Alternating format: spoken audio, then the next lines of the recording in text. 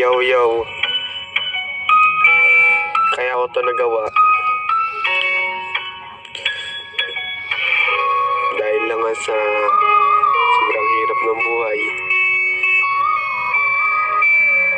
Hindi malagpasan mga problema. Yo. Rojansky. Tanong sa sarili kung kaya ko pa ba to. Di ko na alam kung hanggang kailan ang takbo ng buhay ko. Tamang bulong na lang sa hangin kung kaya ko pa ba to. Di ko rin alam kung saan patungo to. Mahirap man isipin pero kailangan tanggapin. Sobrang hirap na ng buhay, di ko na kayang isipin. Nagpapanggap na masaya, nagpapanggap na malakas, pero sa katunayan ng bigat ng dinadala. Di ako inggit na masapawan ng iba.